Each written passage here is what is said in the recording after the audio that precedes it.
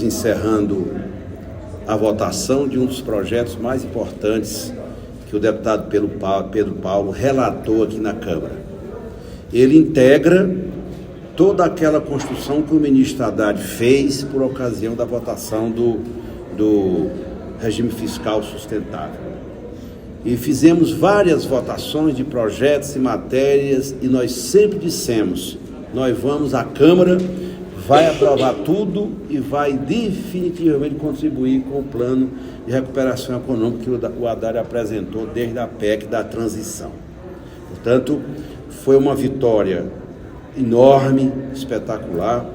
Mesmo com a oposição obstruindo, nós vencemos a obstrução, derrotamos todos os destaques e foi assim uma votação muito expressiva, porque até o PSOL dessa vez votou conosco integralmente, não teve nenhuma dissidência na votação do plenário. Portanto, a taxação, essa taxação que nós fizemos dos fundos exclusivos dos offshores é uma grande contribuição que nós demos para a recuperação econômica do Brasil. E eu quero, evidentemente, elogiar, agradecer mesmo, com muita efusividade, o trabalho que o Pedro Paulo fez, relatando essa matéria. Não é fácil relatar matérias desse porte, porque tem pressão de todo lado, envolve arrecadação. Então, ele suportou, em primeiro lugar, todas as pressões, soube dialogar com todos os líderes, com o governo, especialmente com o ministro Haddad, e hoje nós temos aqui comemorar essa grande votação. O meu sentimento, Pedro Paulo, tanto nosso, seu e o Alencar, que é meu vice-líder, é de sentimento de dever cumprido. Nós só temos agora uma matéria para a gente entregar tudo aqui na Câmara, né, que é a MP, a 1185, a questão do ICMS, que nós já encaminhamos o projeto de lei com urgência constitucional. O JCP desistiu?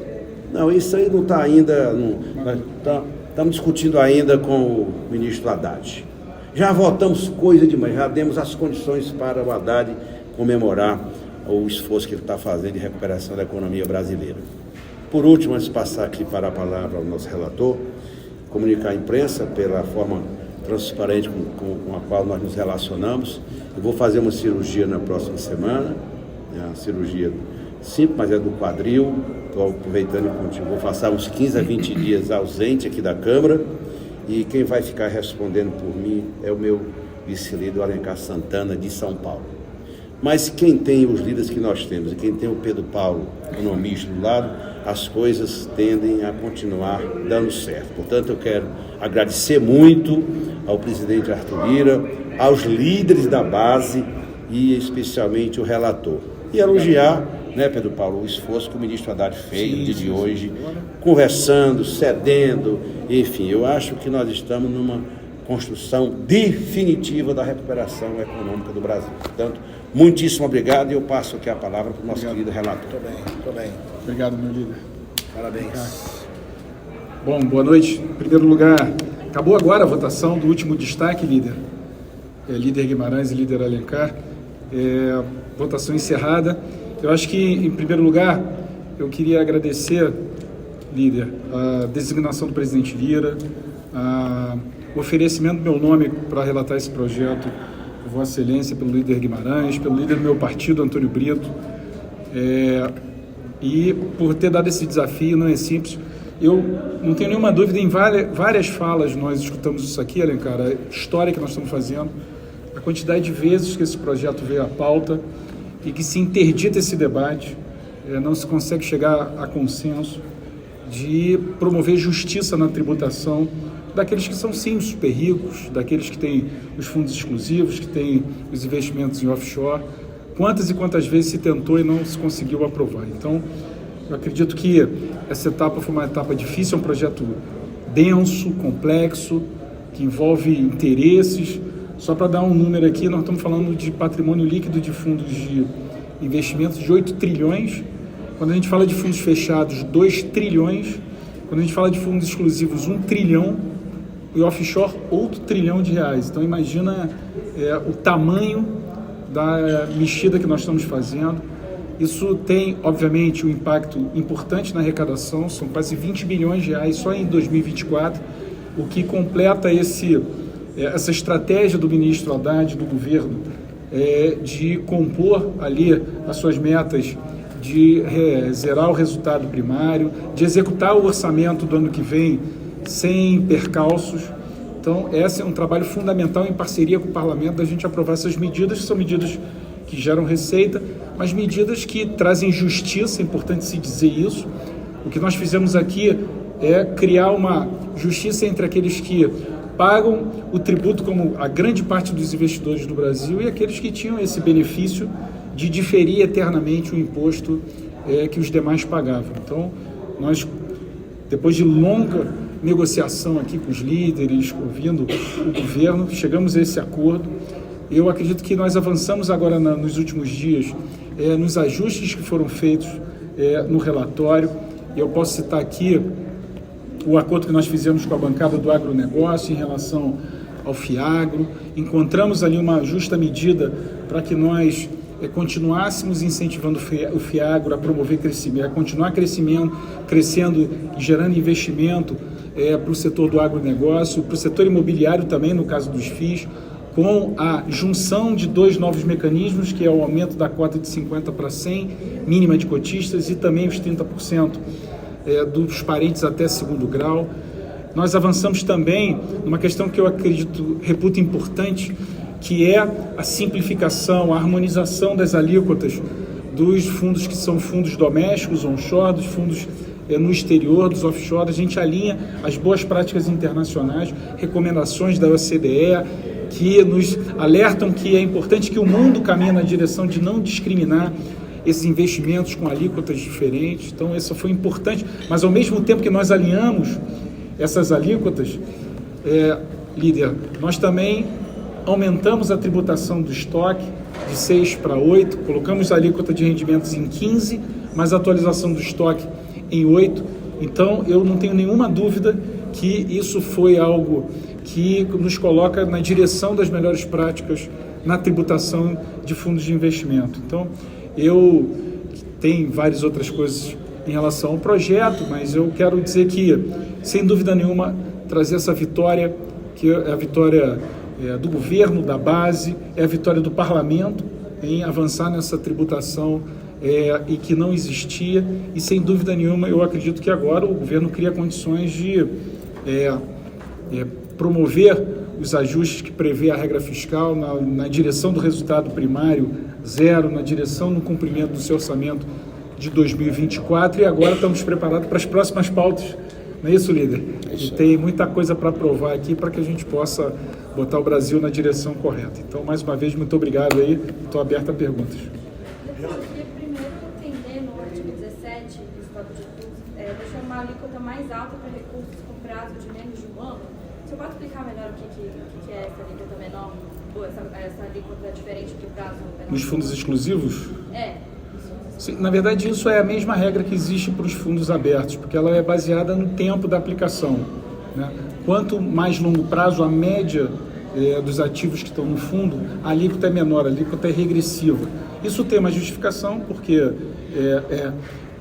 esses investimentos têm uma função de poupança também, de financiar o setor produtivo. Então, se entende que quanto mais longo prazo, menor é a alíquota, quanto menos prazo, a alíquota é um pouco maior. Varia sempre com alíquota entre 15 e 20. Longo prazo, 15, curto prazo, 20. Está concentrada nessa faixa de 15%. Porque acaba que esses fundos, as características desses fundos são fundos de longo prazo. Então, na média, 99% é longo prazo, paga 15%. Por isso que a gente disse que a gente alinha, porque 15% para esses onshore, né, daqui domésticos e longo prazo, e offshore. Os fundos offshore, em geral, não são fundos... A gente já fez primeiro uma regra com base no valor aplicado, mas, em geral, todo mundo é longo prazo, então a gente alinhou em 15%. Eu acho que isso simplifica, eu acho que isso é uma boa medida, e eu agradeço o entendimento do governo, o entendimento também dessa casa, que nós alinhamos tecnicamente numa modelagem melhor de tributação. Mas, relator, a minha dúvida é que, na prática, houve uma mudança em que foi reduzida a alíquota de 22,5% para 15%. Há uma estimativa de qual é o impacto dessa mudança e como que ela vai ser compensada pelo governo? Sim, por exemplo, a primeira compensação é no orçamento do ano que vem, porque quando você aumenta a alíquota de 6 para 8 do estoque, Claro. vai provocar uma arrecadação maior no ano que vem. A dos fundos exclusivos é automática, porque ela é obrigatória, né?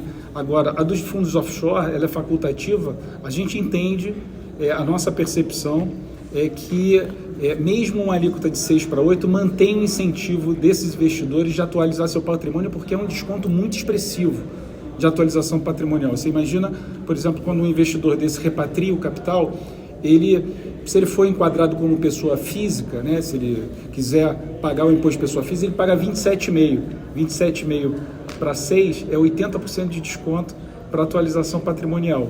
15% para 8, daí algo em torno de 60% de desconto. É algo muito expressivo e acho que isso foi estrategicamente colocado para que você tivesse um movimento grande de atualização. Por isso que a gente entende que, assim, mesmo você harmonizar essa alíquota em 15% e esse aumento da atualização patrimonial, você tem um ganho maior num primeiro momento e uma diferença da alíquota, você tem uma redução no médio e longo prazo, mas esse contraponto eu acho que é importante. E o governo, na hora, entendeu que era uma boa medida essa modificação. Então, vai gerar uma arrecadação maior Em 2024. em 2024. Em 2023, o diferencial da alíquota dos rendimentos é bem menor do que...